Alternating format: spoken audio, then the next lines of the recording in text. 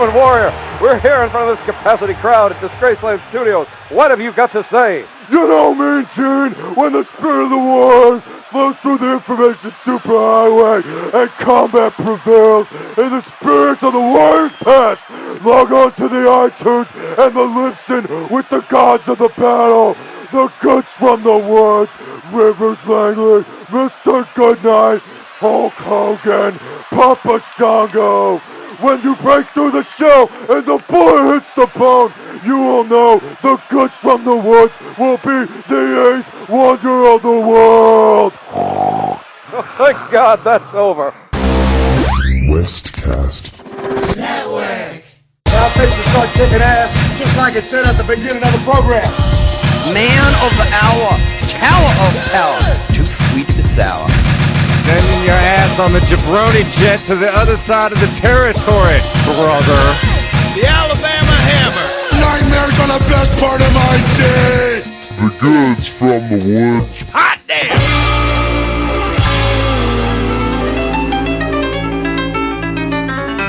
This is the Goods from the Woods. My name is Rivers Langley. Pat Riley. This is a good night, man of the hour, tower of power, too sweet to be sour. Couldn't be more apropos for today's episode. That's right. apropos. Today we are we're isolating everybody. It's favorite wrestlers.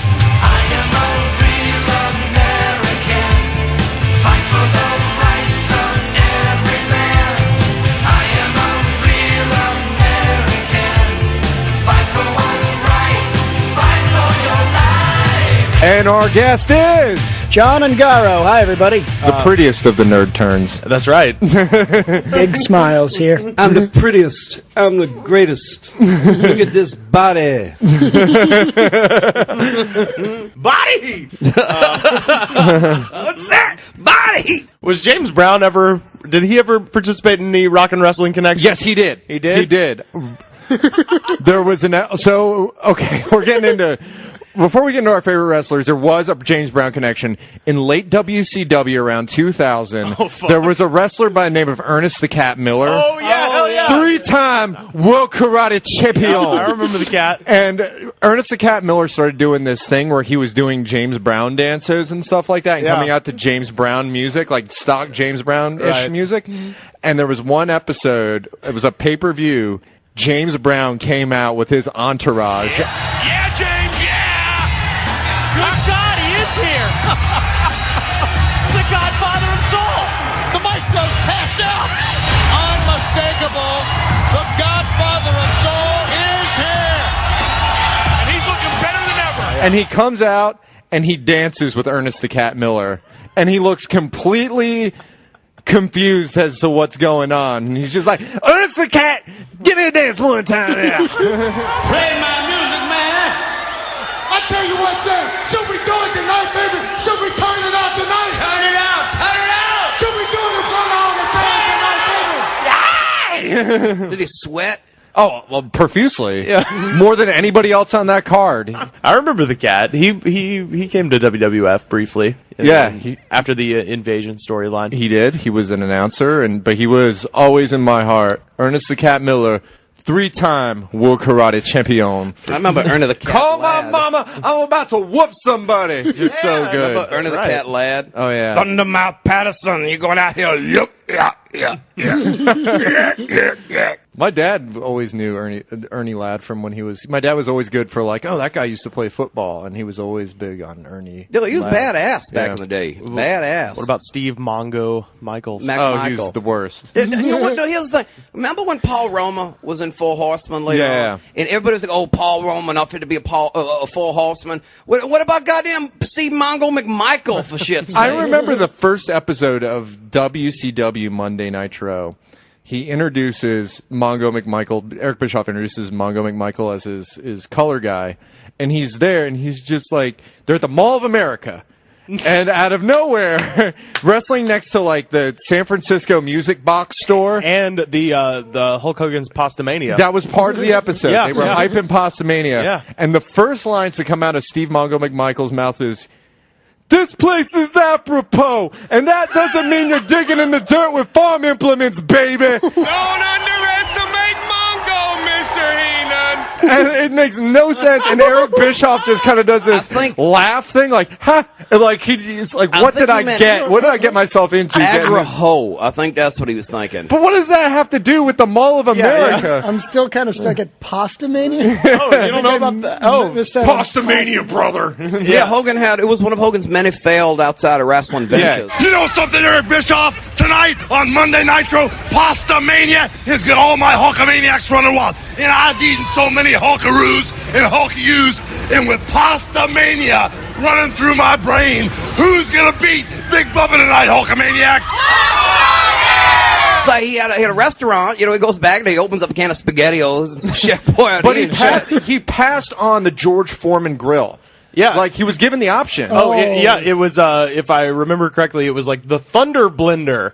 That was his, because the George Foreman people, or what would become the George Foreman people, approached him first, and were like, we have this grill, it cooks electrically at an angle, it drips fat, and he's like, no, I'm gonna pass. And then Foreman gets it. Foreman never has to want for anything ever. And not that Hogan really does either, but after the divorce. Hogan got his own grill later on, remember that? Yeah, and that's he had the infomercial with Brooke. We're not gonna cook hamburgers. We're gonna grill Hulk burgers. Well, no, that was later. In the immediate wake of the George Foreman grill, Hogan had, I believe it was called like the Thunder Mixer, and it was like a thing that made smoothie mixer, made Thunder in smoothies. Paradise Mixer. With Jack Lemmon. I can't do these commercials, brother, for the grilling machine, brother, because you gotta understand, amigo. I gotta do Thunder in Paradise, the TV movie, Jack brother. Lemmon's Let's find a way to let's synergize the two. The other guy on Thunder in Paradise was Jack Center. Lemon's son, one of the most talented actors in the history of the Hollywood business there, and his son is Brew on Thunder in Paradise. Now he's doing Rent-A-Center. That's where Let me tell you something. You can get this Aikman, brother, right now. Let's get Jimmy Hart in here. Oh yeah, baby. We'll let you walk out of the store with this new Gateway 2000. right, Let me tell you something, brother. Tell him, Hulkster. Let me tell you something, Troy Aikman, brother. You could do your entire living room, brother, and make it look better than the Pontiac Silverdome, amigo. I always loved it when he'd throw an amigo or dude to just get away from doing brother. Shit, like later on when they try to put all I'm that rap Jack stuff Man. in. Dude, remember I got Hogan those best like, Hello, what's up, dog? Yo, you're my dog. Well, here's a fun fact. They sold a couple of years ago the Pontiac Silverdome. Anybody want to take a wild guess as to how much it sold for? $2 million. $500,000. Wow. Jesus. An entire arena. The place where Hogan body slammed Andre More the Giant. importantly, the match between Macho Man and Ricky Steamboat. Yeah. One of the greatest wrestling matches ever. That's a magical match. And some man just has that. And they're storing For Hulk Hogan $500,000. Thunder Blender. I got a place to store my Thunder Wholesale. Blenders. I got Buy- a concession over buy 'em Pasta wholesale. Mania in there, brother. All your Christmas shopping is taken care of. So we're going to do our favorite wrestlers. So we're not gonna do them like that. It's like a bunch of As a rats. theme. Some of them are hard up for money. They'd probably be down for that. Ric Flair will suck anybody's dick for money. To be a man, you gotta eat your man.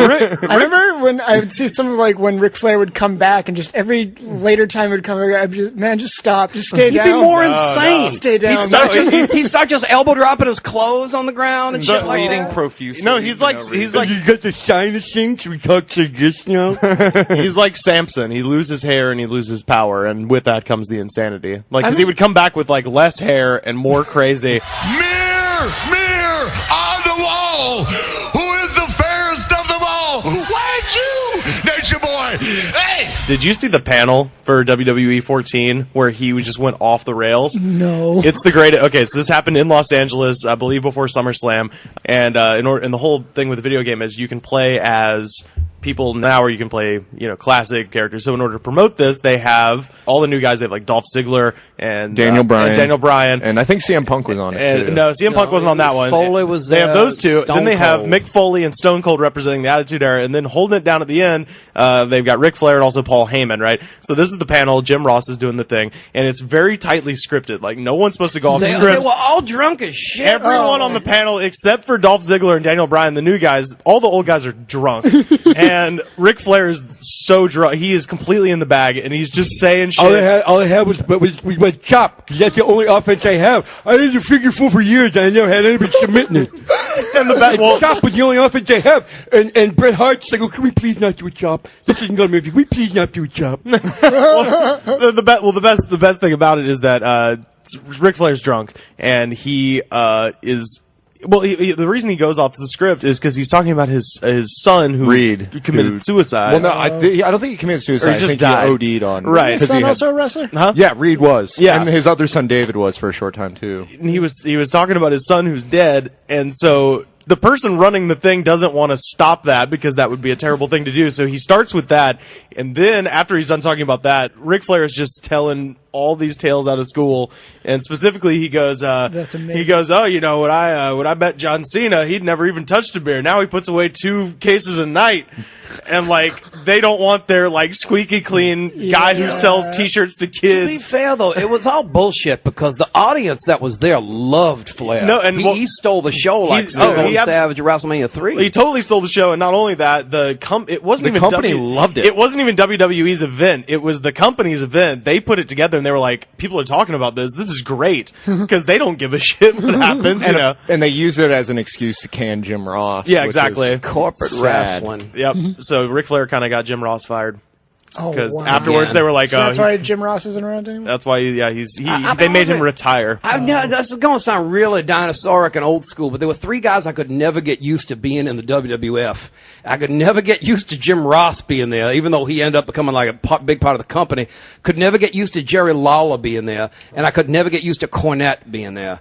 Because I like when Jim Ross first showed up, I thought of him as the guy, the NWA, we wrestle. Yeah. And, they ended up becoming like a long-term employees, but I still think of them as NWA guys because that's mainly when I saw them. Him and Lawler both are now... Lawler is king of Mempho. Oh, yeah. I was like Taz as a color commentator. I thought he was a good... Yeah, he's funny in TNA, but he's always going, hey, can we get some donuts back here? Something? You want to set out for some chicken? I'm getting kind of hungry.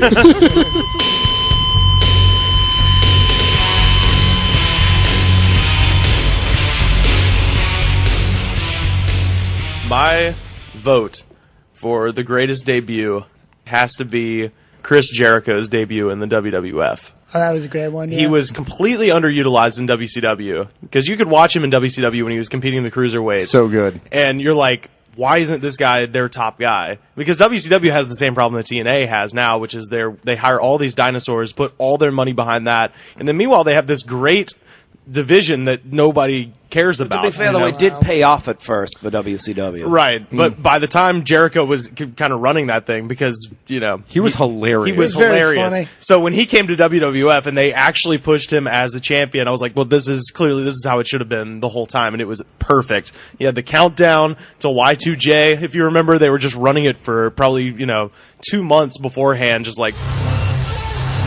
And it finally comes back down to 0. Yeah, he comes out. He interrupted The Rock, and he actually pulled the crowd on his side for like a little bit. So awesome, and so Jericho's been a perennial favorite of mine. Yeah, Jericho is great because he's so entertaining and he's actually a good wrestler. Ralphus, Ralphus. For those of you that don't know, Chris Jericho for the longest time had a Jericho's personal security guy. Yeah. Where they got this truck driver for WCW. Who had no teeth. He was bald, had no teeth. He looked like a decrepit Phil Collins. Not only that, he had this huge gut, so they put him in like a midriff t-shirt and put Jericho personal security on it. And Sharpie. He looks like Kyle Gass from Tenacious D. Yeah, exactly. When I saw Tenacious D, I was like, is that the JPS guy?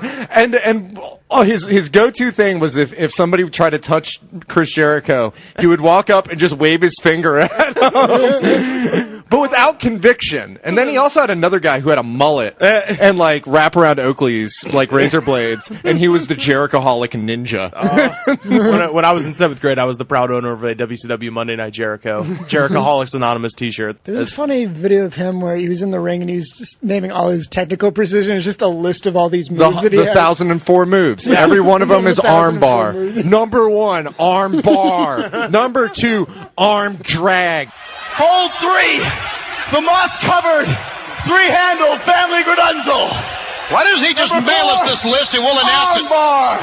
He's just ranting. Number 5, the Saskatchewan spinning nerd hole. That was him making fun because Cat in the Hat. That's where that comes from. Well, no, I thought it was Dean Malenko called himself the man of 1,000 holes. Yeah, well, Chris Jericho said he was the man of the 1,000 Gredonza was from Cat in the Hat, and it was also one of Perry Saturn's moves. Was it the Yeah, Gredonza? back in the day. Perry Saturn disappeared for years. Yeah, you know about this? Yeah, and he had Okay, so Perry Saturn was in WCW. Fantastic. He was a He good was wrestler. great. And then he came over to WWF in 2001 with the Invasion storyline, and then just no one. Well, people thought he was bury dead. him. Well, no, He came over with like Guerrero, Benoit, and Malenko. And Yeah, they Malenko. were like a new crew together. Yeah, they were a new stable, and then he just literally just disappeared. And basically, they found him in 2007, just installing storm windows somewhere in Minnesota or something. Yeah, but he also was addicted to crystal meth. And he was homeless for a while. He has a huge face tattoo, like bigger than Mike Tyson face tattoo. Yeah. He was just living on the streets. Yeah.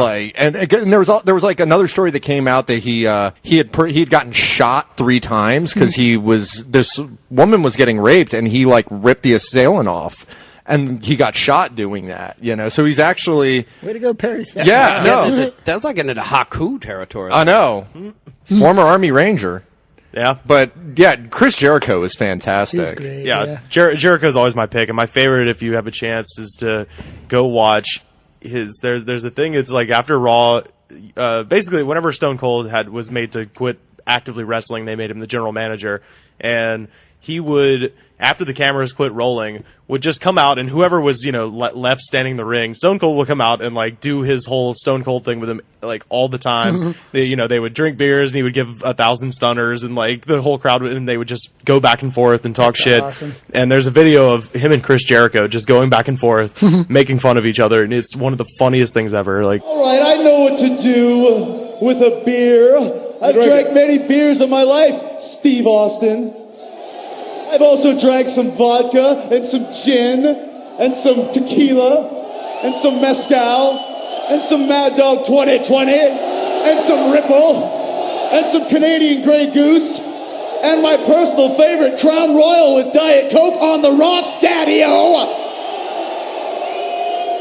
Did I tell you how much I love that little haircut of yours? Chris Jericho had one of the greatest lines ever. He did this thing where they had a battle. He was feuding with Dean Malenko, who's probably the most devoid of personality. No personality. None. Yeah, and they tried to wrap it up he's the Iceman. He shows no emotion. He just didn't have any. He couldn't deliver a promo. A James Bond thing. Yeah, that right was at one later point. I on. remember that, yeah. And so they did this thing where they were doing a battle royal to figure out who would be the number 1 contender for the championship, and he had to fight him right afterwards. Yeah. So they had all the guys come, and Chris Jericho came out and did the ring announcements for him, and he said some of the greatest things ever. He did Juventud Guerrero. He's he's the ugliest man in all of the world. But he did one for Lenny Lane, and he's like, this guy wants to be me. He always impersonates me. Lenny Lane. By the way, Lenny, I want my Loverboy tapes back.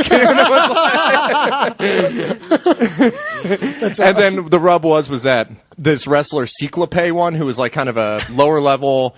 Oh, the other one was that El Dandy was the 4-time winner of the Mexico. No, he was the 4-time of Mexico's Blue Frigno lookalike contest. But because El Dandy, but Cyclope won and he unmasked, and it was Dean Malenko under it, and it was one of the biggest reactions I've ever seen watching wrestling. It's so good. What does Cyclope mean? Cyclops. Oh, okay.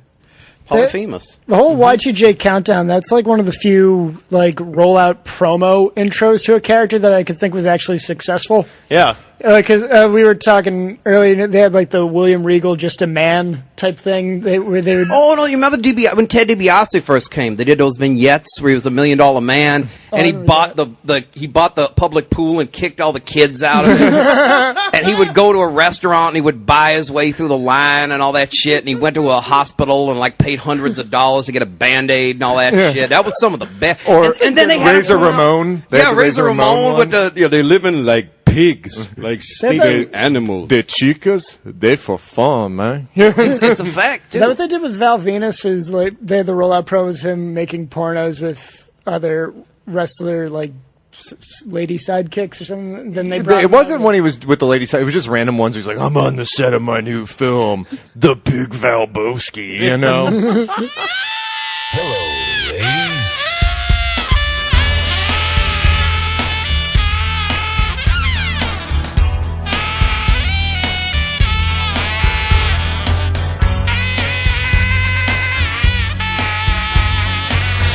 The group that I loved New Age Outlaws. New Age Outlaws. Oh, yeah. I feel like saying though that I like New Age Outlaws is like saying I liked Blink-182 when I was 14, and I still do today. But they were great. They were good. They were a good tag They team. were big for a while there. They have all the gimmick merchandise there, and I think they were like the biggest selling T-shirt beneath like Stone Cold for a while. Your ass better come! Some, you don't know? And then they had like a whole chant that they would do, and the whole crowd would get into it. Yeah.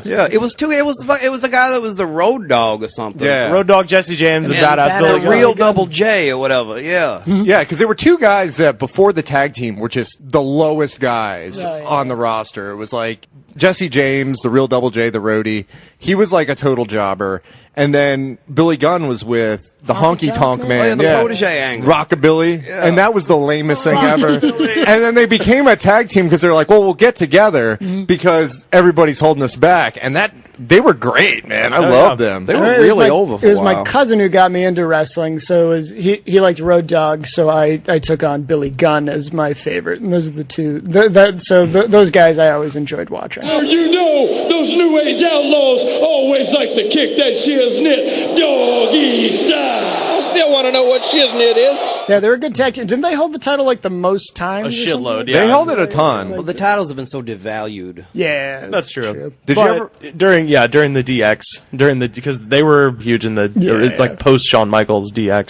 I think that's a great way to do a stable Nerd is out. 5 people. Like, I think anything beyond that it's way too much. I agree because it's like the NWO. It was that's what I cool was- when it first started out, when it was Yeah. like Hall, Nash, Hogan. You could throw in the Giant. That's And pretty X- cool. Yeah, but then you Or get X-Pac. fucking Virgil. Yeah, and you get shit. Virgil. There was always like an A and B team with Yeah. the NWO because you would have like those A guys like that, and then you would have like Big Boss Man and Horace like, Hogan. Yeah. Oh, Well, you remember Fake Sting. You remember this with the NWO? The fourth guy to actually join was Ted DiBiase. Yeah, that's right. And they had the gimmick set up like he was supposed to be the money behind the NWO, but then Bischoff ends up turning, and that just sort of Ted, brother. yeah, and that just Trillionaire Ted, dude. and that just kind of when Bischoff turned, that just kind of negated any need for DiBiase, so he just became like in the background with Vincent and all that shit. Yeah. And then, of course, by the end, just half the fucking roster is Yeah, on the NWO, you- and everybody you're was- like, yeah. Horace Yeah. Boulder. Savage, Buffy Savage Bagwell, Ray. the Steiner. Well, no, when- just Scott Steiner. Masa Chono. When Like, Savage it joined, went I for always an- felt like that's when it got overbooked. yeah. If it lasted for another month, I feel like we could have been members of the. You really could, because that was the cool thing about that gimmick is like people would wear the T-shirt. It was like Jeff they were part Jarrett. of the NWO. Jeff Jarrett Oh, was Jeff the Jarrett. leader of like the Silver NWO. Yeah. Oh yeah, That was like literally like With the Scott Steiner. the absolute death throes of WCW. Like, I mean, No sympathy for you. Jeff Jarrett's in Spring Breakers. He is, He yeah. just pops up and then he's like a preacher in that. We talked. My buddy, John Page was in town. We talked extensively about Jeff Jarrett, and Jeff Jarrett almost occupies a unique place in wrestling because it's like he thinks of himself as being like a main event star, but he's like mid carded. somebody put this brilliantly. Jeff Jarrett is the George W. Bush of wrestling. I've never heard it either because his father was Jerry Jarrett. was Ran Memphis. an accomplished man, and this fucking dipshit was just handed the reins, and he's But I'll tell done you, what he he's was done with never it. that over. He wasn't even that over in Memphis, where his That's what I daddy mean. was the George Bush promoter was and never all that over shit. either. Yeah, but George Bush unfortunately rose to positions of power. That's true. It's not Yeah. till I guess with TNA. Jeff Jarrett owns TNA. rose That's to- what I mean. Yeah, So it's if perfect. that's the case, then who is... Listen up, slapnuts. Who's Jeff Jarrett's Dick Cheney? The guitar. The guitar. The guitar tells him what We've to got to do. give Jeff Jarrett credit for one thing. Is he gave us the phrase slap nuts. Slap nuts. Which is probably one of the greatest. It's nonsensical. No, it's like slap nuts. You know what I'm saying? Like a jerk off. You know what I'm saying? I mean, my man Joe Laracunta, we call him slap nuts. He called me up on the phone and said, "What do you want, slap nuts?" I'm looking for one of them T-shirts. Remember that shit? The commercials for the Jeff Jarrett, because it was the same guy that would do like the Keebler commercials. So it was like, get your own, listen up, slap nuts T-shirt. But Jeff Jarrett, like, like, I remember one point he was feuding with Beetlejuice from the Howard Stern show. It's like, what? He was fighting Booker T, and he lost the title because Beetlejuice from the Howard Stern show, who was Beetlejuice was dressed in like a Superman costume. Yeah. Like low blows him, and Booker T could win. Yeah. Is this back when WCW was having feuds with Chucky and cast members of Mad TV? Yeah. Remember when they had Jay Leno? Remember when Jay Leno Road wrestled? Wild, 98, right? Yeah. With DDP and Jay Leno versus Dennis the Worm Rodman and the Dennis Rodzilla. That was hot shit. Yeah. And who it was? It was Rodman. And no, Hogan. Leno and DDP versus Hogan and Bischoff.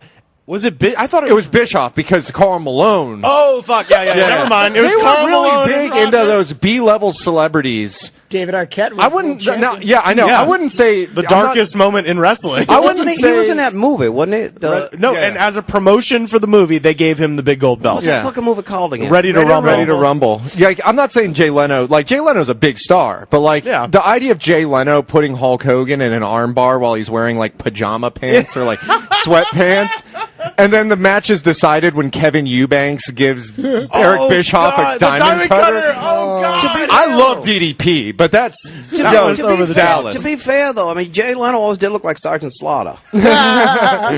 But getting like Will Sasso having a feud with Bret the Hitman Hart. Really? That's almost as bad as his feud with Jean-Pierre Lafitte, the pirate wrestler, about Jean-Pierre Lafitte stealing his leather jacket with the epaulets on it. Do you remember this was... I think this had to have been, I don't know, it was either the first Jackass movie or the second Jackass movie. I think it was number 2.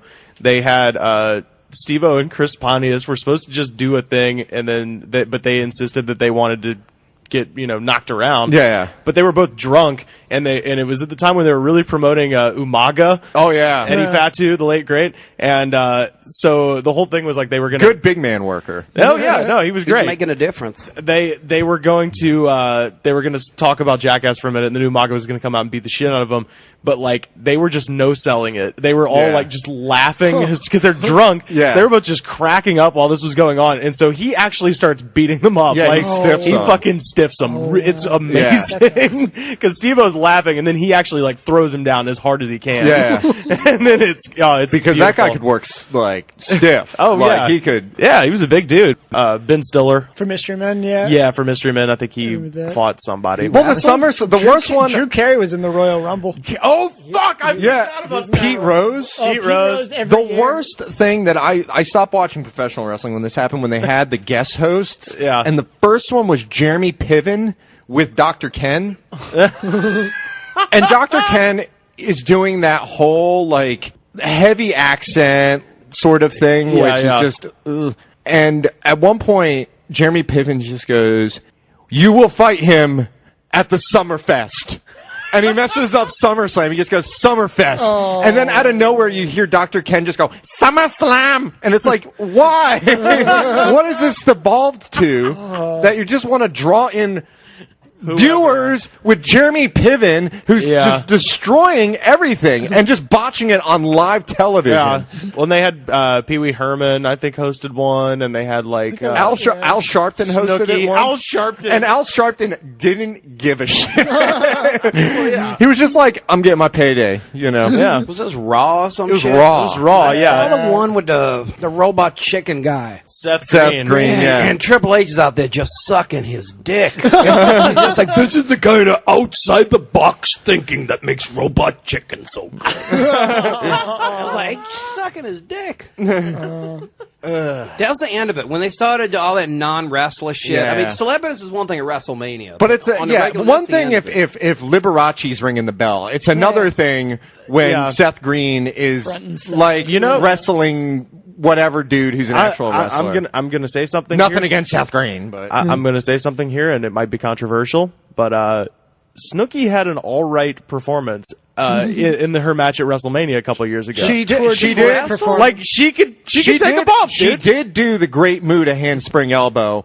And Great Muta, one of my favorite wrestlers of all time. I saw that. I was like, it's so gimmicky that I hate it. But I was like, Maria props, Menounos dude. from Extra apparently was like better than most of the female wrestlers because she was like in super shape and was like really into the wrestling element, of it, which the other ones are like really into the getting on a reality show element. It seems like, or really getting into the Playboy, like wanting to be in Playboy element. Yeah, I never knew this shit happened. This is why I quit watching in the mid-90s, folks. I think I stopped like early I remember I stopped when like the draft stuff happened, and then every now and then I would just flip on to see what was happening. I remember one time I flipped on and the Big Show was on. Dude was so out of shape. He was breathing heavily. His face was red, and I just remember just like, no, get him out of the match right now. He's going to die in the ring. He was any good. I didn't think he was good when he was the Giant. I never drank the Kool-Aid of the Big Show. I liked him when he was a Giant because he was like athletic. He used to be able to do a moonsault. He used to be able to do a moonsault, do drop kicks and stuff like that. But I never thought he was that great. Yeah, he was just a big guy. Yeah. He went from 0 to nothing fast, though, because that match with the monster trucks with Hulk Hogan, that was like his second ever match or something. How did he survive that fall off the roof? Hobo Arena, man. They had a thing in one of the Aptomags, like, it was like top 10 ways that he survived that fall off the roof. It was like strategically placed fruit cart and series of awnings and broken falls.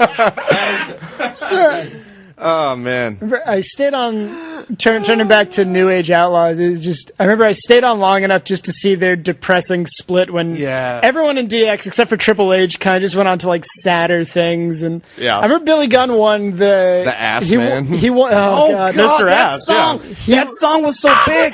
I remember going to a strip club and it was playing that shit. And I was like, this is where the world was just getting weird. Because in the 80s, you never went to no strip club and heard like a honky-tonk band's theme or some shit like that. I remember I actually like that theme. I've listened to that in my free time before. I'm a nice man.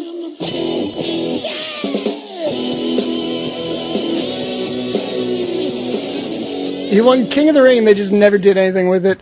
Road Dogg went on to have like another tag partner, guy named K-Quick. Ron Killings. Oh, okay. Yeah. And they were like supposed From to the be wrestler. They were talked about like I think like they were both supposed to be rappers together or something. That was bad.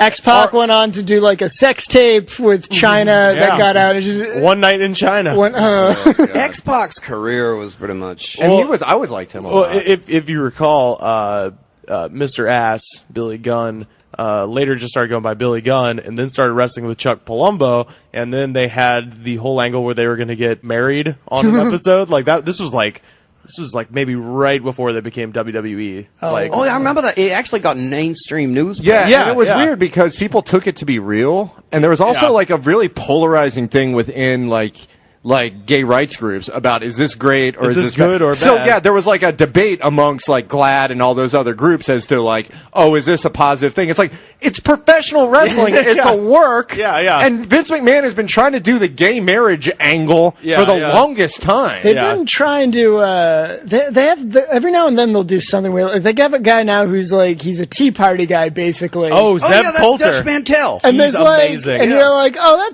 that's cool. They're doing like a thing that's in the news, but the thing is, they still sell his shirt. Oh, he's a shit. That's like he's a shit. He's only cut a promo because he's old school. The Tea Party thing, the Zeb Coulter, Jack Swagger, it's been my favorite thing that's happened in fucking years, and because they were trying to start shit with Glenn Beck. Did you hear about that? Yeah. Oh God. Okay, so like they'd been doing the angle for a minute, and then Glenn Beck said something about it on his TV network, and he was like, they're like making fun of the Tea Party and blah blah blah, and he was complaining about it, and so then like they cut this amazing shoot where it's him and Jack Swagger, and it starts off as a promo where they're just like, he's an American and we don't appreciate blah blah blah, right? And then the green screen behind them turns to an actual green screen, and they're like, hi, I play Jack Swagger on TV.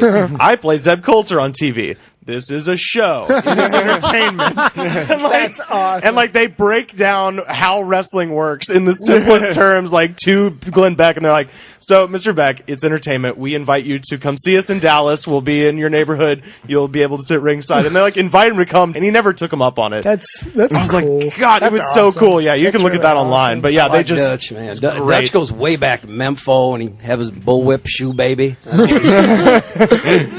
And he had a hell of a mustache. Yeah. Still does. Yeah. Oh, his Zeb Coulter Dirty mustache. I mean, they used to say about me, but he really does look like Yosemite Sam. He's great. I love that. I love that angle so much. Although now they've got You know who he was? He was Uncle Zeb in the WWF for a while in the 90s. That's where the Zeb comes from, and Zeb Coulter. Yeah. I like that now that WWE has gotten pretty good. I mean, it's still, it's still incredibly stupid from most of the time, but I kind of like that they've gone back to like gimmicks and stuff like that. Right. Man. I love gimmicks. One of the reasons why I left, I remember like because they were having wrestlers. They're like coming up next to the ring, Steven. Yeah. He wear his Steven elbow or something like that. Guys with like it was always brown hair, crew cut. Yeah. Always wearing tribal tattoo, shorts. It's like the shorts. Yeah, like the Stone Cold type shorts. Yeah. And then Like, who gives a shit? It was so boring. That whole era, like, I don't always want to be hating on like everybody else, but like John Cena to me just epitomizes the blandness. Yeah. He looks like a little kid that's just been fed steroids. He got big ears. He got a haircut. Looks like his mama said, "Oh, it's the summer. Go get your hair cut off." He wears shorts. Looks like the thing kids wear when they get him at Walmart in a baseball cap. He's like little kid. But that's why kids love him, because he's just a big version. He's like the big version of like when the bullies are beating them up. They're like, I want to transform into just a big version of me. And he's kind of like just the in like the cartoons where the little kid that gets picked on by the bullies has the fantasy where he just gets real big and then like beats up all the bullies at once. He's kind of like that. Well, I understand they push him because he makes money for the kids, but and he's a good guy, And to me, his gimmick was always he's Mark Wahlberg as a wrestler. Yeah, He's just who always seemed like to early me. on when he was rapping, that was one thing, but then when he just stopped rapping, it become bland. All them guys in that like mid 2000s there was bland. They had like Randy Orton, and he just looked like some guy. Yeah, he is just some His guy. His daddy was Cowboy Bob Orton. Right? Yeah, be a cowboy. He ladies was fucking love him. Roddy Piper's bodyguard. The ladies, he's around for the ladies. Yeah, that's true. Ladies love Randy Orton. It's with Cena now. I just watched Raw the other.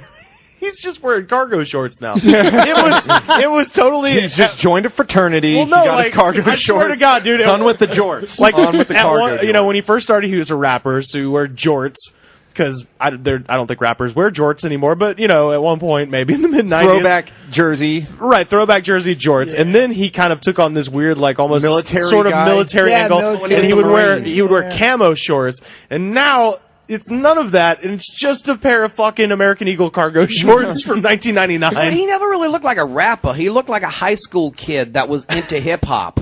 I think that was part of the gimmick. The question with John Cena is like, is he doing the most slow burn heel turn? Like, we're talking a fucking 15-year heel turn where it's like just slowly, like he'll be the way with like, It's like Hogan. It's like Hulk Hogan, yeah. Exactly. Yeah. It's like Hogan or even like Ricky the Dragon Steamboat. Like at a certain point. Steamboat never went bad. That's the point. No, but that's my point. My Steamboat never went bad. No, but hear me out. My point is that the Steamboat Flair matches went on for so long that by the end of it, people were cheering for Flair because he was the interesting one. Flair was always so big in like Greensboro and parts of Georgia that it was hard for any of the faces to go up against him. That's true. But the Steamboat thing, I mean, Steamboat, hell of a worker. Yeah. And a decent promo. But, I mean, everybody, I love Ricky Steamboat. His in-ring work, there's nothing more respect than that. Probably the greatest in-ring guy ever. Yeah. But, like, his persona, though, as good looking and everything was, he was kind of so good at two shoes that he always kind of got that reaction. Even when you watch WrestleMania 2 and Elvira's doing the commentating, when she sees Ricky Steamboat, he goes, I don't like this guy. He looks like a nerd.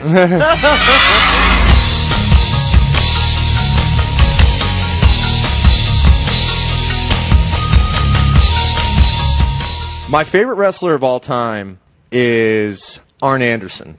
The Enforcer. The Enforcer. Now, Arn Anderson looked like your dad. Your dad? He just looked like everyone's dad because even when he was young, he looked old. Yeah, he looked like Ole Anderson with a little more hair. Yeah, he had a receding hairline and a beard, and he kind of had a little bit of a... He didn't have the muscle. He looked like dad strong. Yeah, yeah. And he was tough. He was like essentially like the archetype of dadness. Yeah. Like he was just the guy that if you were to draw what the ultimate dad would look like and how he would carry himself, he was Dad the wrestler.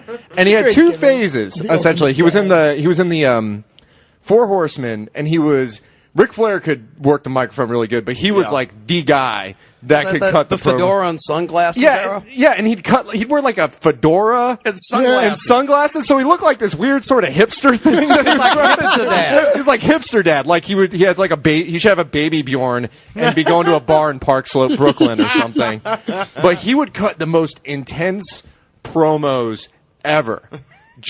He essentially, I always think of him as if like he was Stone Cold's dad. Yeah. Like what Stone Cold was originally was Arn Anderson. I always kind of had, when I was a kid, I was a big fan of all the wrestlers with short hair, and I was a fan of all the black wrestlers. It was like a thing that I had. And so I liked, Ron Simmons. Yeah. I liked. Oh, hell yeah, Ron Simmons. Ron Simmons was the man. No, even before that, when he won the championship, I was like jumping around. He beat Vader. Yeah. Jumping around my room. Yeah, Ron Simmons won. And my dad loved Ron Simmons because he was like a football player. Yeah. Ron Simmons, All-American. Yeah. FSU. And they used to do these things where they would like interview Bobby Bowden and talking about how much of a badass Ron Simmons was. But I liked Arn Anderson, and there was one thing that I always remembered was when he had this one promo. He won the television title. And this was like Flair wasn't really around at the time, or it was like they weren't in the Four Horsemen. He was in like the Stud Stable. Where it was him, Ron Fuller. Yeah, with Bunkhouse Buck, and this guy that was his manager was this guy Rob Fuller. I think it was Robert Fuller. Yeah, but he was dressed like a colonel. He was dressed Rob but he was dressed like Colonel Sanders. Yeah. and they had this thing, and Terry Funk was with them and stuff like that. So they had this thing, of a man, Ric Flair, where you see this pickup truck, this black pickup truck pull up, and he gets out, and he's wearing like a Carhartt jacket and a button-up shirt and jeans, and like wearing the kind of like sunglasses, like the dad sunglasses. Yeah. He's just like, I went over to Boomer Shine Chevrolet. I picked up this new toy. I'm going to get in it. I'm going to go tear this mountain up. I was like, that guy rules. And it just intersperses clips of him just like giving people the spine buster and stuff. And I remember one time, I always wanted Arn Anderson to beat Ric Flair because they were like, he was Ric Flair's friend. Like Ric Flair and Arn Anderson were tight bros, and they had a bit of a feud. And I always wanted Arn Anderson to beat Ric Flair and win the championship. Oh man, he was the shit. Man. I always felt like Arn was like the backbone of the whole like NWA, WCW thing. And that's what everybody says. Like, if you watch those old like, wrestling videos on Netflix or something like that, where they talk about old like NWA or Four Horsemen or something like that, they always say that Arn was the guy. I believe it was him who actually gave them the name Four Horsemen. Yeah. Because remember, that gimmick actually kind of coalesced over a little while, because it was like Flair was supposed to be kin to the Andersons and all this shit. And there was like it was like one of those local insert promos on, I think, the syndicated Crockett Show worldwide. Yeah. And he said something to the effect of, last time four guys caused this much trouble, it was the Four Horsemen. Yeah. He used to go to the ring in like a baseball jacket and the Speedo. Yeah. And it was just like, that's a dad right there. That's like, you just imagine, like, you always have that image, like, all of us have the thing where it's like, my dad could kick your dad's ass. Yeah. And we always imagine of, like, when your dad is about to kick the other dad's ass, that's like Arn Anderson going out there. And you just imagine, it's like, dude, if my dad kicked the other dad's ass, he would just be like Arn Anderson. Remember when they came into the WWF? Yeah. And it was Brainbusters? Yeah, the Brainbusters. And it was like Veni Vidi Vici. It's like they came in, they're managed by Bobby Heenan, they won the tag team title, they held it for about a year, they lost it, and they left. Yeah. Oh, wow. So good. I was also, I had a bunch of, I liked Ricky Steamboat. I liked Brian Pillman a lot. Brian Pillman was the late man. great. Good. He was so good. I remember when I was a kid, he was wrestling this guy, Jushin Thunder Liger, who was like, this Japanese wrestler that looked like an anime character. And it was like the most awesome match I'd ever seen. I was like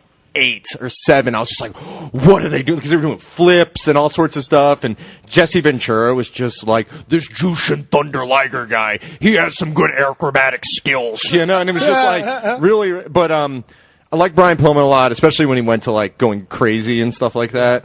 I liked Ravishing Rick Rude a lot. Ain't nobody made that tattoo look better than Rick Rude. Fucking anchor tattoo, man. Oh, fuck. You ever see the Memphis video we did with Everybody Wants You with him and his valet, Angel? No. I ain't afraid to admit I masturbated to it. Seriously, they were both that sexy. What I'd like to have right now is for all you fat, out of shape sweat hogs. Keep the noise down while I take off my robe and show all the ladies what a real sexy man is supposed to look like. Hit the music. Short-haired Rick Rude or long-haired Rick Rude? Short-haired Rick Rude. Rick Rude ended up in the NWO at one point. He did. Why? I don't know, because they could. Everybody was in the NWO. Yeah. Dusty Rhodes was in the NWO. Yeah. At one point. Dick Murdoch, wasn't he in there? He was in the Klan and he was in NWO. The only great feud is if you could have NWO feud the Wu-Tang Clan. Those are the only numbers that could match up against each other if they both have 1 million members. Well, it'd have to be it'd have to be NWO versus the Polyphonic Spree, I think. Go with a band. If you wanted to go fair. I just imagine or that Fela when you... Cootie's Africa 80 or something like that. Because Wu-Tang only had, 8 or 9 people? They had 9 members. Yeah. Capadonna, if you want to put them in there, 10. Yeah, okay. And then NWO had at least 25. Yeah. I feel so like... Arcade Fire or Polyphonic Spree. I think old Dirty Bastard could probably have taken the B team himself. I feel like if you slam a member of the Polyphonic Spree, it just explodes into a pile of milk. Confetti.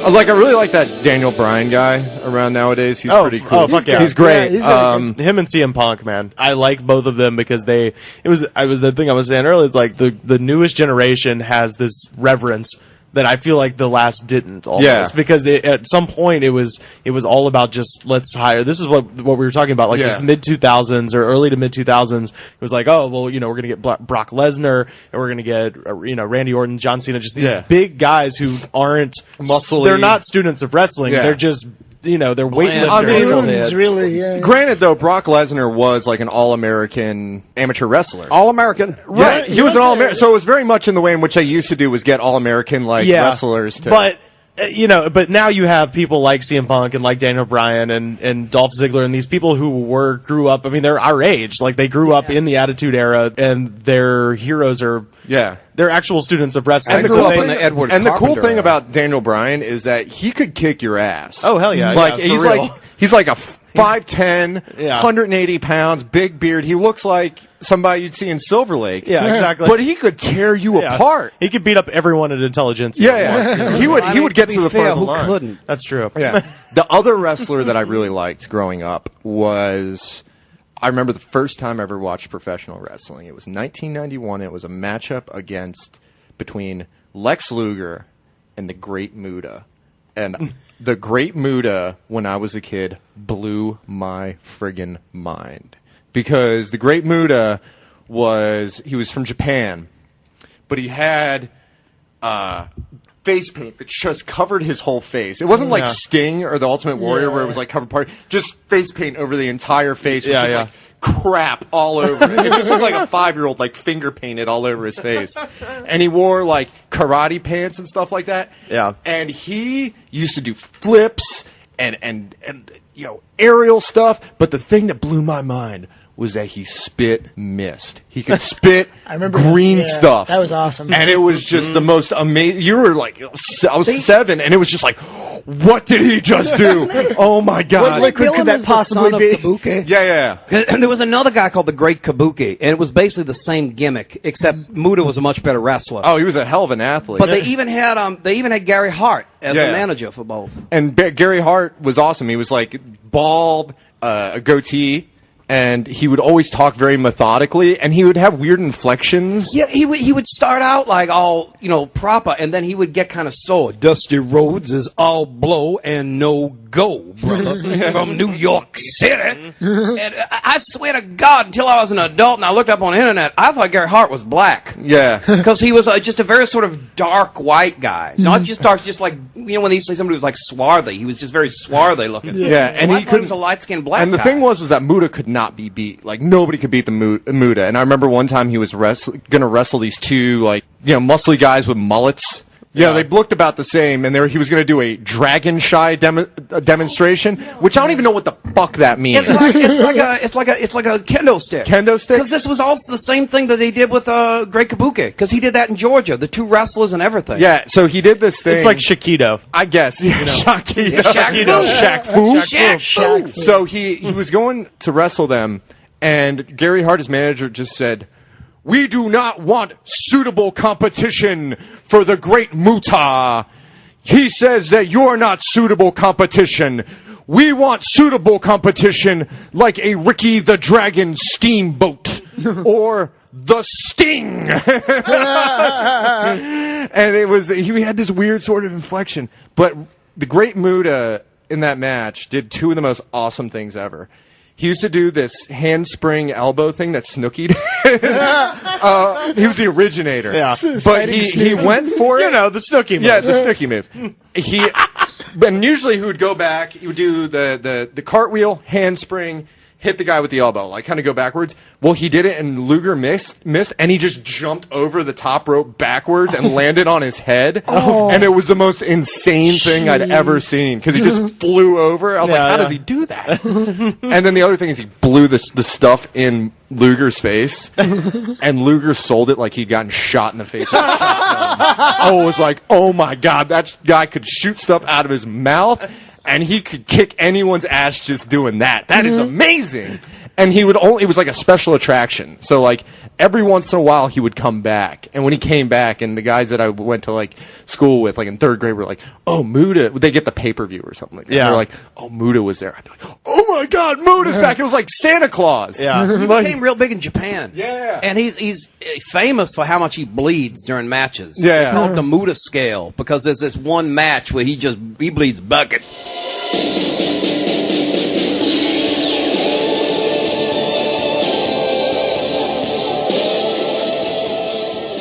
What about you, Goodnight? Who's your all-time? Dusty Rhodes. The man is an artist. The man, it's beyond words, beyond life, beyond death.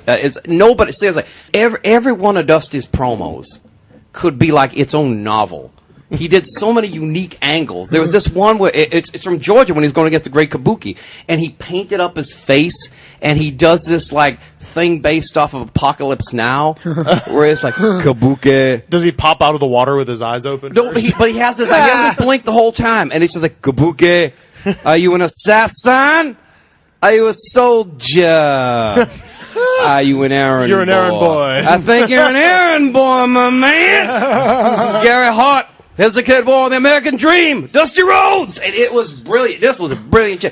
Hard Times, and I think one of his most underrated promos is if you go to the DVD that WWF put out, they have this Dusty Rhodes promo from when he was in the WWF, which he did occasionally on special appearances in the late 70s, like the era like Bob Backlund and Superstar Graham and all that.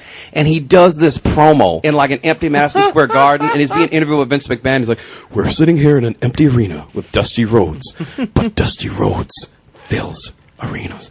And Dusty does this whole promo about like, growing up in West Texas. You know, I never thought that I would captivate a nation like it has, but it has. Son of a plumber. Yeah, it's the shit. As you can look out in this arena a matter of a few hours when it's full, and you can see a black man and a white man eating out of the same popcorn box. Woo! That's funky. That's the American dream. And so, I saw that promo. I was like, this is like a Gettysburg Address today. Dusty's promo. I mean, Hard Times. Dusty's promos. Every one of them was like the great American novel, and it was nobody could do it like Dusty. Ric Flair put Hard Times on Dusty Rhodes and his family. You don't know what hard times are, Daddy. Hard times are when the textile workers around this country are out of work and got 4 or 5 kids and can't pay their wages, can't buy their food. Hard times are when the auto workers are out of work and they tell them go home. And hard times are when a man has worked at a job 30 years. 30 years. They give him a watch, kick him in the butt, and say, hey, a computer took your place, Daddy. That's hard time. Oh, God, when Nikita Koloff turned face and Dusty did that promo with her, I got a lot of bad feelings about a lot of bad things. So many things. Undone. The Four Horsemen. Undone. And I have a new partner. And my partner's name is Nikita Koloff. And he is the greatest Russian athlete in the world. Nikki. Thank you, Dusty. You know I am proud Russian. And I am superior athlete. I cry for Magnum TA. Yeah, I love to respect him. And I have a hard fight. He say many times for him, there is no law. No Kremlin, Uncle Ivan, Nobody tells Nikita what to do. And it just every time Dusty went out there, it was like a new adventure. Sometimes people go on about this. Some people think, oh, Ric Flair was a great talker. And Ric Flair was a great talker. Yeah. But a lot of Ric Flair's promos could be very almost identical, especially earlier in his career. When he learned to love it, learned to get used to it.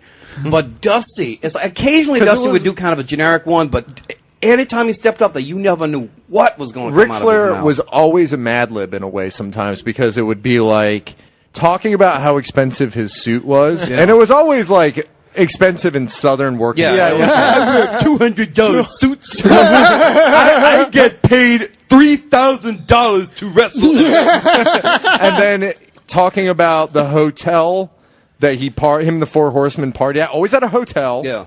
Always at a Marriott or a Hilton, because for Southerners they always wanted to stay there. That's where the president stayed, right? Yeah. You know?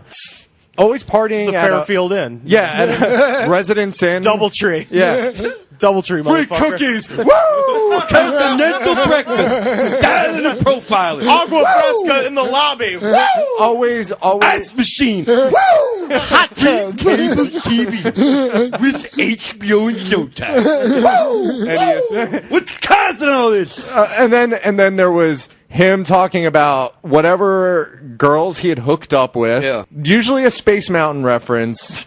It's the oldest ride in the park, but it's the still longest the best. line. Yeah. And it was very Mad Libby. Yeah. But Dusty Rhodes would just pull stuff out of nowhere. There's a promo. All right, there's a promo where he went against Bill Dundee, and this is like '86. Yeah. And Bill Dundee, if anybody's ever seen, he's short. He was really fucking short. Yeah. He was like he was an Australian guy. Yeah, he was kind of portly, and he always called wore people Jimbo. and he'd always had wear food in his mouth. and he always had like a Elvis Presley jumpsuit. Oh, he had on. an Elvis jumpsuit, and he had Bay City Rollers hair, and he wore this well into the 1980s. For a little while there, he was on like the mid-card in Crockett. And Dusty, this is like, remember the movie Gremlins? Yeah. Dusty says, Bill Dundee, a little gremlin, I'm going to stick you in the microwave. Never knew what the hell was going to come out of his mouth. It was just, every promo was an adventure. And his in-ring work, too. People remember like his polka dot era, which he still had great promos. But, like, he really couldn't go in the ring quite as well if he didn't have the right opponent then. Although I saw him in him and Randy Savage, and that was a damn good match. But, like, if you ever see that SummerSlam match he had against Honky Tonk Man, it's just horrible. Yeah. But Dusty in his prime, too, could go. He used to regularly, in, like, the late 70s. 60, 90-minute matches. Broadways with Harley Race and stuff like this. So, I mean, Dusty was funky like a monkey. He could bleed like a motherfucker. It was like wailing in the ring there. Because Dusty was sitting there, there was blood everywhere. And Dusty, and that's NWA. That was like Southern, it was like Blood Feud. You know what I'm saying? WWF in the 80s was like for kids. It was like, Oh, Brutus Beefcake is angry because his scissors have been stolen. Outlaw Ron Bass. but NWA was like woman swapping, blood feuding, just bad blood between like Dusty Rhodes and Tully Blanchard. No, they're just fighting over Class warfare. Swapping baby doll amongst them. And Dusty was just like the ring, like a preacher of just this epic of violence that was the mid-80s NWA, and it was beautiful. You got to face the fact that there's no place you can hide, no place you can run, nowhere baby doll can stick that ugly face of hers without me finding it. And that's a fact. And facts are the American dream is the best, is here. You like this hat? You better like this hat, that's no lie. The American Dream, Dusty Rhodes, and now let's go back to the ring. All right, I'm here again with the Ultimate Warrior. Mention the guest of this episode, John Ungaro, believes in the guards of the mystic universe, lost to the myths and the legends of the warriors past. Break on through my veins and the spirits. Honky Tonk Man, nightmares are the best part of my day. And the goods from the woods are filled with the skulls of the conquered. Break on through and shatter, ravishing Rick Rude. Here I am, on the road again. There I am, up on the stage. The warrior is here. Here I go, playing star again. There I go, turn the page.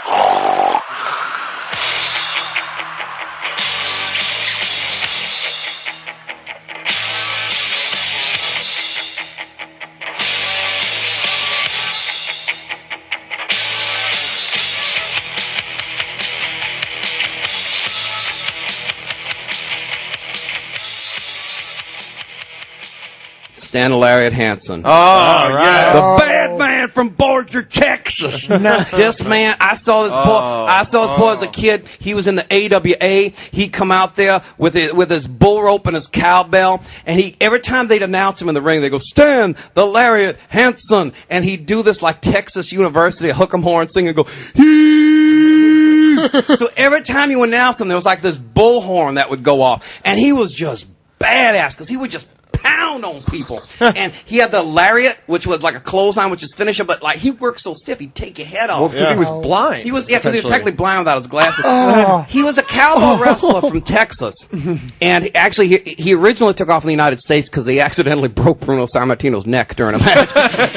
But he went over to Japan, and he became one of the biggest stars in the history of Japan. If not the biggest gaijin foreigner wrestler in Japan. And he was just badass, because when he would come to the U.S., it was usually just as a special attraction. So he'd be all chewing tobacco and just knocking people over on the way to the ring. I got a big fat wife and 9 kids at home, and I gotta feed them.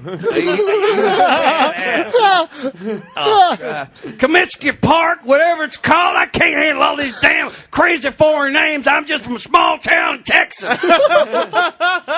Oh man, we use his theme in our outro music. Oh, nice. Yeah.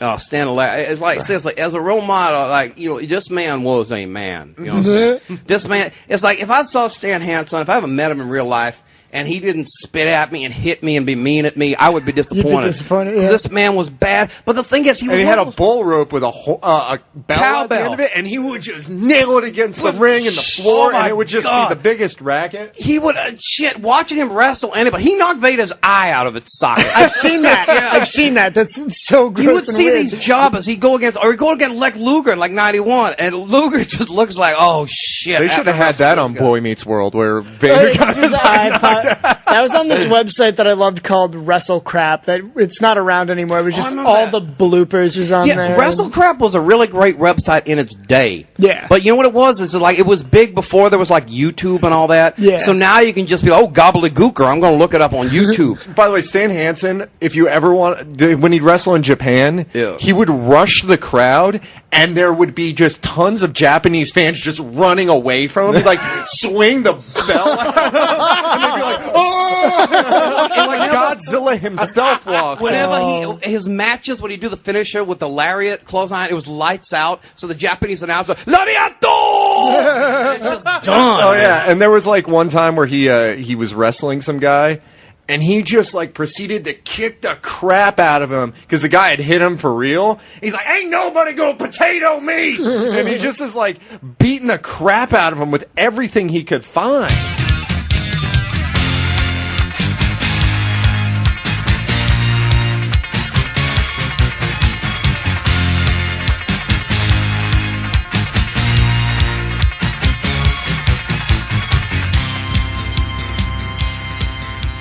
The greatest moment in the history of television, in my opinion, is the debut of the Shockmaster. I remember watching this when I was a kid. Flair for the gold.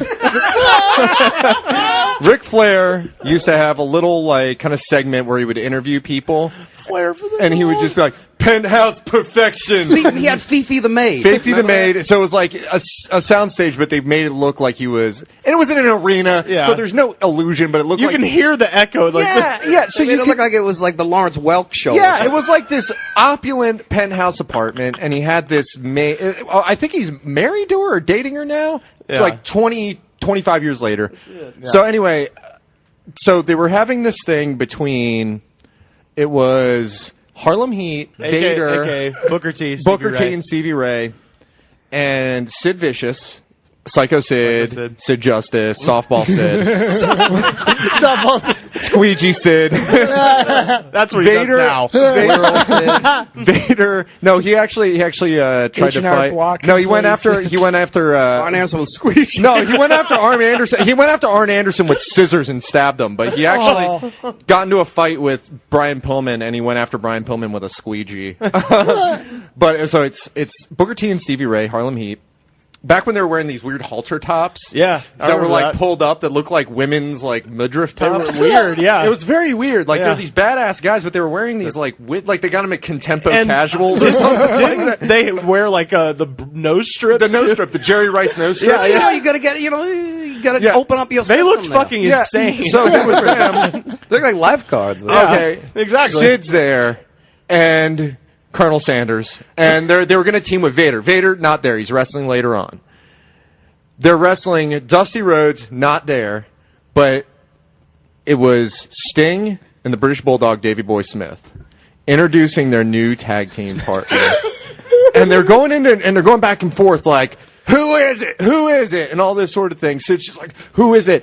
And Davey Boy Smith is just like, I want Sting to tell the people of the world who our tag team partner is. Tell him, Sting. And Sting just goes, all I gotta say is our partner's gonna shock the world because he is none other than the Shock Master. And then you hear somebody go, yeah, and then he goes to the side and there's a yellow wall and you see two like smoke bombs go off. Like flash, almost like flashes. Like two little M80s that you get on the side of the road. And then out of nowhere, this massive humanity falls through the wall, tumbles through the wall, and he's wearing, you don't know what he's wearing at first. You just see this like fur coat with the sleeves cut off, and this like long hair just falling, and this big mass of humanity, and this silver thing that's like rolling away, and then you just hear Ric Flair goes, oh God. And then you see, he goes, oh God, who is this motherfucker? Because it's live. It's a hot mic. And he gets up, this guy gets up and puts on a Star Wars Stormtrooper costume that had been covered in silver glitter. Well, he was like trying to hide his face. Too, so And it's like, and you hear Davey Boy Smith in the background. It's he's like, he fell on his ass. He fell on his fucking ass. And you hear Jesse Ventura just laughing, just like, oh God. And then and Sid's just like, who are you, boy? Who are you? And then there's this voice, and he's like pantomiming like that, but it's not him, but he's like, I am the Shock Master. It's only You've ruled the world long enough, Sid.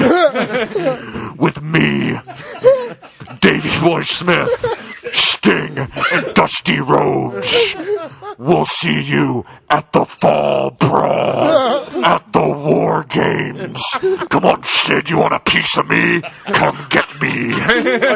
But everybody, Sid, to his credit, is just yelling along with it. Yeah. And everybody else is just all decorum is gone. It's just gone. It's a fiasco. Everybody's just laugh. Fiasco is the only word. Oh God! And it was live television. Well, it's live laughs television. at the end of it and goes, One entrance by the Shock Master. All right, so a couple things Did about you it. see that, Shivani?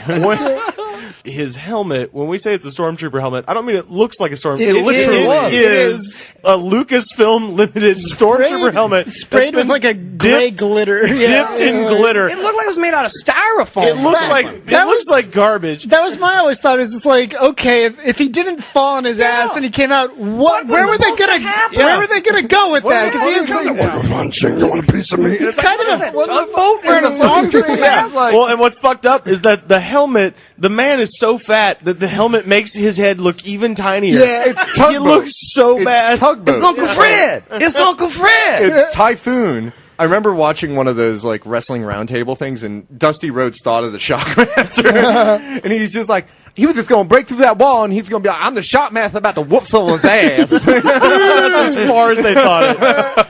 You remember after that point they made him into a comedy character. Yeah, a construction And worker. He would come down to the ring with Day Tripper as his theme song. But it wasn't the Beatles Day Tripper. It was like some guy that was just learning to play guitar for 2 weeks trying to play Day Tripper. And I remember Jesse laughing at that one, going, Hey, is that the Shock Master playing that himself? the song would open with, check it out, I could play Day Tripper.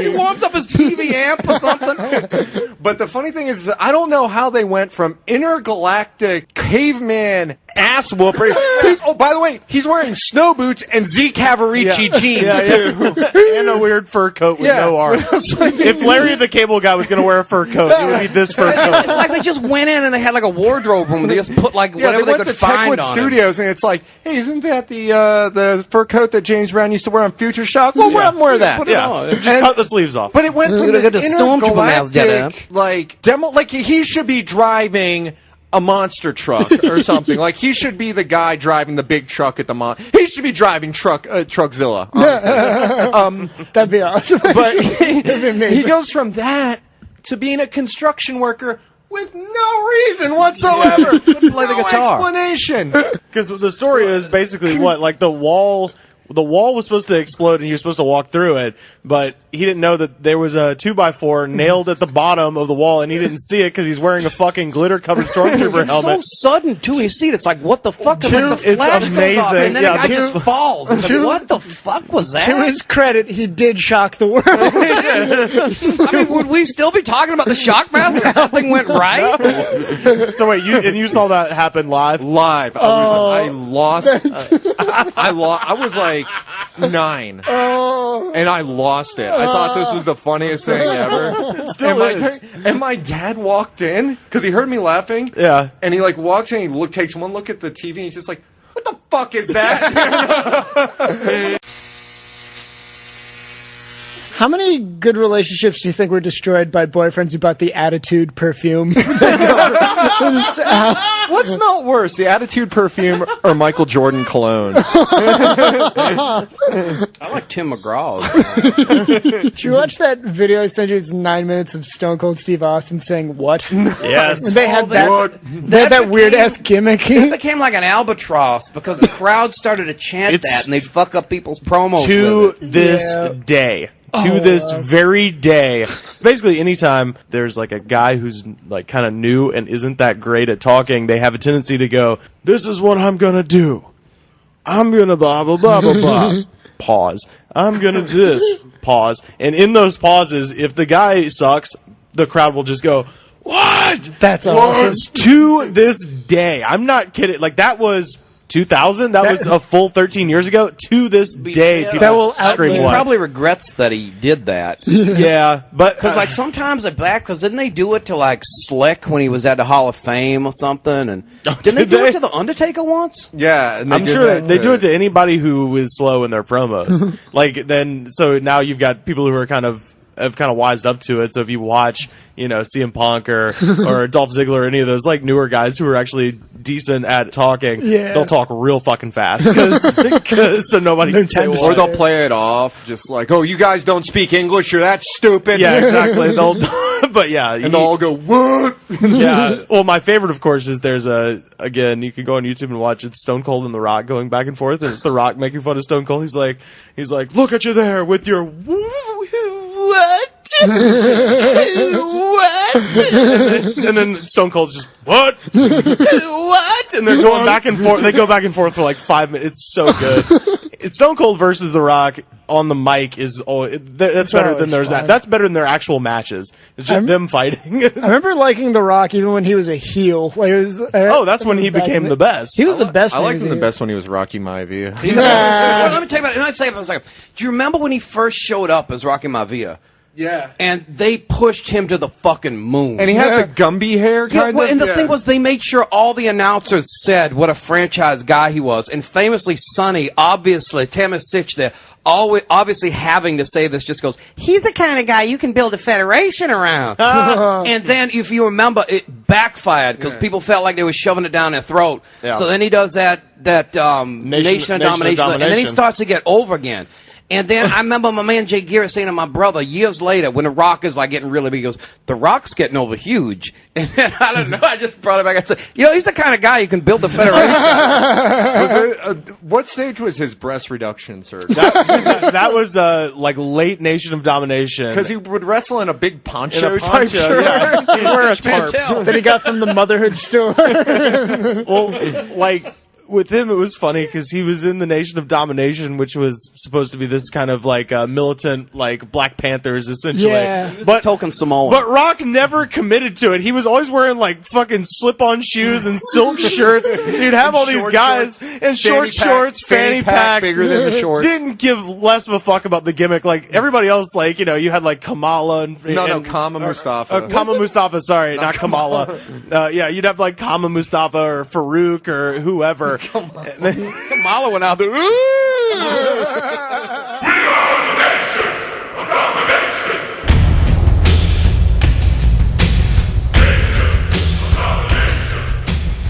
If I ever met Roddy Piper around, I would just be starstruck. Oh yeah, because Roddy Piper was one of my favorites. Have you ever seen the time he defended Santa Claus on? Did you ever see that one? And it was on Primetime Wrestling, which is the show that later became Monday Night Raw. And Christmas was on a Monday that year, so they had this thing with Gorilla Monsoon and Bobby Heenan. And Bobby Heenan had lost this bet, so he had to dress up as Santa Claus. And he was pretending like he was getting into the Christmas spirit. And Gorilla Monsoon said something like, "The spirit of Christmas is alive and well here in the studios of Primetime," because everything Gorilla says has to be in Gorilla speak. Mm-hmm. But anyway, it turns out it's just a rib. And Heenan is like, "There's no Santa Claus, kids. Mm-hmm. It's some guy at the detox." And Piper goes fucking ballistic. He's like, whoa, Bobby, best thing you can do right now is not say another. There's kids watching this broadcast. There is a Santa Claus. I know. He left gifts under my tree this morning. And then eventually he runs in the studio and beats the shit out of Heenan. And he starts screaming like, "I know what it's like to have toys. I know what it's like not to have toys. I have kids. I know what it's like to have nothing. There is a Santa Claus." And it's like, how did Roddy Piper become the defender of Santa Claus? Roddy Piper doesn't like to be impersonated, so you better watch out. That wasn't me. That was actually Patrick Riley.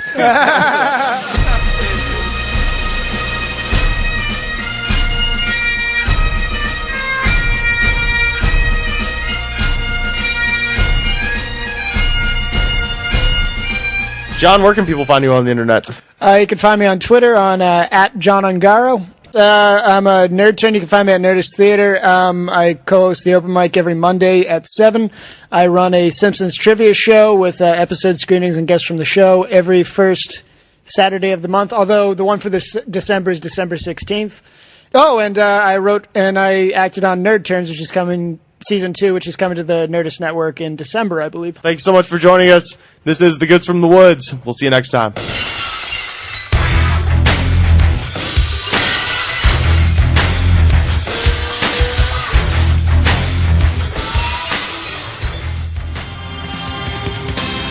The Goods from the Woods is mixed and edited by me, Rivers Langley, and distributed by Westcast Network. Our theme song is composed by DJ Smiles. You can find him online at djsmiles.net.